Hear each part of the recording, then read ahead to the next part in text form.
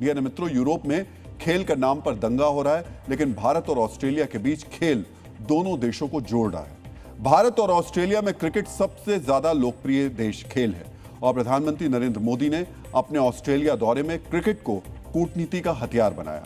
PM के Australia दौरे में रक्षा, शिक्षा, ग्रीन एनर्जी और व्यापार से जुड़ी बड़ी डील्स के बीच क्रिकेट वाली ये कूटनीति क्या है, अब हम इसका विस्तार से विश्लेषण करेंगे।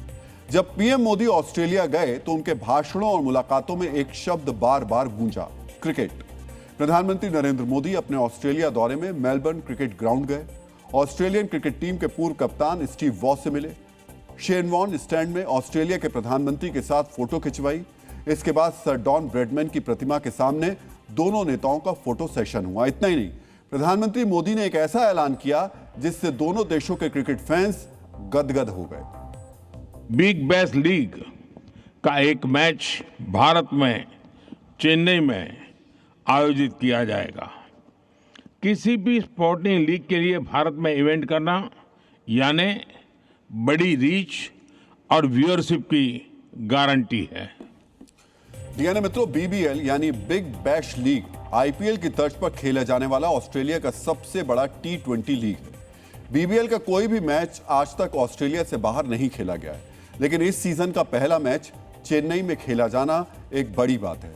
भारत और ऑस्ट्रेलिया दोनों देशों के लिए क्रिकेट सिर्फ एक खेल नहीं है, बल्कि इससे कहीं ज्यादा बढ़कर है।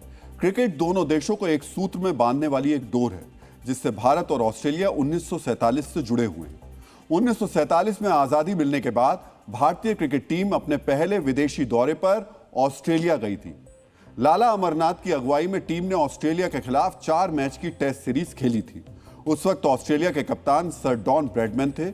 यह सीरीज भारत 4-0 से हार गया था, लेकिन इस दौरे ने दोनों देशों के बीच क्रिकेट और कूटनीतिक रिश्तों की वो नींव रखी थी जो वक्त के साथ और मजबूत होती गई। कूटनीति में जब राजनेता बंद कमरों में टेबल के आमने सामने बैठते हैं तो अक्सर तनाव होता है, लेकिन जब वही नेता खेल के मैदान में मिलते हैं तो माहौल की सारी कड़वाहट खत्म हो जाती है। दक्षिण अफ्रीका के पूर्व राष्ट्रपति और नोबेल पुरस्कार विजेता नेल्सन मंडेला ने कहा था, खेलों में दुनिया को बदलने की ताकत है।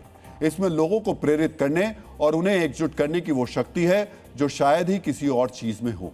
खेल की ताकत इतनी है कि इतिहास में कई बार जब जब दो देशों के बीच कूटनीतिक दरवाजे बंद हो गए, तब तब खेलों ने ही इन दरवाजों को खोलने का काम किया है।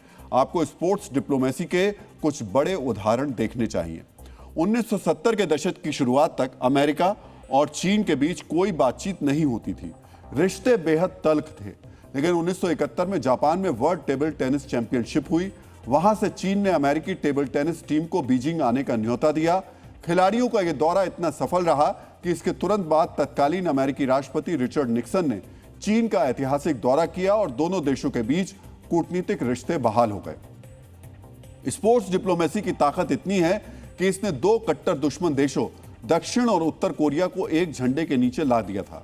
2018 में दक्षिण कोरिया में हुए विंटर ओलंपिक्स के दौरान दोनों देशों के खिलाड़ी एक ही झंडे के नीचे मार्च करते हुए मैदान में आए थे। इस एक घटना ने उस वक्त दोनों देशों के बीच युद्ध के तनाव को टाल दिया था और पूरी दुनिया में शांति का संदेश दिया था। डीएनए मित्रों, खेल वो भाषा है जिसे दुनिया का हर नागरिक समझता है। पीएम मोदी ने ऑस्ट्रेलिया दौरे पर इसी भाषा का इस्तेमाल किया। इस कूटनीति ने यह साबित कर दिया कि 21वीं सदी की कूटनीति सिर्फ बंद कमरों में फाइलें साइन करने का नाम नहीं है, बल्कि ये जनता को जनता से जोड़ने का काम है। दोनों देशों में क्रिकेट केवल एक खेल नहीं, लेकिन एक साझा जुनून है। लेकिन आज यहां कोई लास्ट ओवर फिनिश का प्रेशर नहीं है। आज यहां केवल खेल की खुशी है, हमारी मित्रता की गर्मजोशी है और फ्यूचर चैंपियंस की एनर्जी है। भारत की स्पोर्ट्स डिप्लोमेसी ऑस्ट्रेलिया में भी चल रही है और न्यूजीलैंड में भी।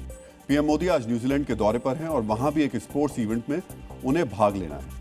खेल को कूटनीति का जरिया बनाकर भारत ऑस्ट्रेलिया और न्यूजीलैंड जैसे देशों से अपने संबंध मजबूत कर रहा है।